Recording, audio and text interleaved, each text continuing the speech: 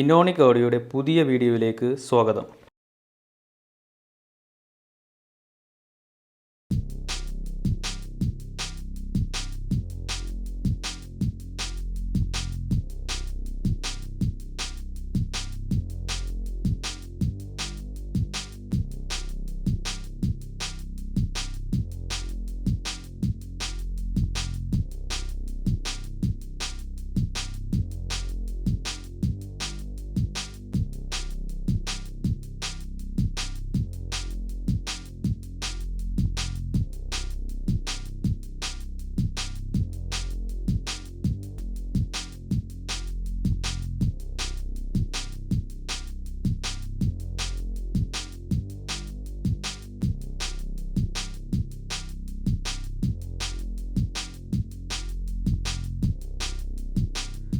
ഈ വീഡിയോയിലൂടെ ഒരു സ്റ്റീരിയോ ആംപ്ലിഫയർ ആണ് പരിചയപ്പെടുത്തുന്നത്. ഒരു പഴയ ആംപ്ലിഫയറിനെ പുതിയതായിട്ടുള്ള അപ്ഡേഷൻ കൊടുത്ത് റീഅസംബിൾ ചെയ്തതാണ് ഈ വീഡിയോ. ഇൻബിൽറ്റായി തന്നെ USB, ബ്ലൂടൂത്ത്, FM എന്നിവ വരത്തക്ക രീതിയിലാണ് ആംപ്ലിഫയർ അസംബിൾ ചെയ്തിരിക്കുന്നത്.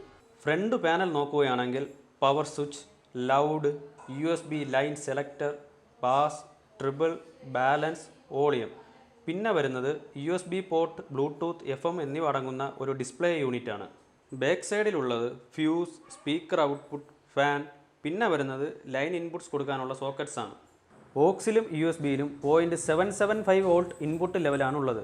USB ഇൻപുട്ടിൽ USB ബോർഡിൻ്റെ വോളിയം കൺട്രോളിൽ അഡ്ജസ്റ്റ് ചെയ്യാൻ സാധിക്കും എന്നുള്ള പ്രത്യേകതയുണ്ട്. അത് DVD ഇൻപുട്ടിലാണെങ്കിൽ 1 വോൾട്ട് ഇൻപുട്ട് ലെവലാണ്. ഈ ഫീച്ചർ ഉള്ളത് കാരണം ഏത് ഇൻപുട്ട് യൂണിറ്റ് കൊടുത്താലും ഡിസ്ട്രോഷൻ ഇല്ലാതെ മ്യൂസിക് ആസ്വദിക്കാൻ സാധിക്കും.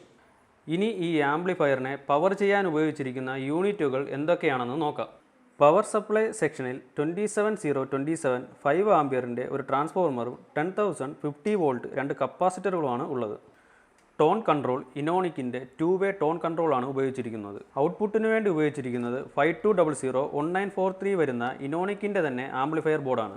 ആംപ്ലിഫയറിൻ്റെ ഔട്ട്പുട്ട് പവർ 4 ohmൽ 150 വാട്ടും 8 ohmൽ 100 വാട്ടും വരത്തക്ക രീതിയിലാണ് ഡിസൈൻ ചെയ്തിരിക്കുന്നത്. ഈ ആംപ്ലിഫയറിനായി ഉപയോഗിച്ചിരിക്കുന്നത് ഒരു പഴയ മോഡൽ സ്പീക്കർ ക്യാബിനറ്റ് ആണ്. 10 ഇഞ്ചിൻ്റെ ഊഫറും ഒരു ഡൂം ട്യൂട്ടറുമാണ് ഈ ക്യാബിനറ്റിൽ ഉപയോഗിച്ചിരിക്കുന്നത്. 8 ohm ആണ് ഈ ക്യാബിനറ്റിൻ്റെ ലോഡ് വരുന്നത്.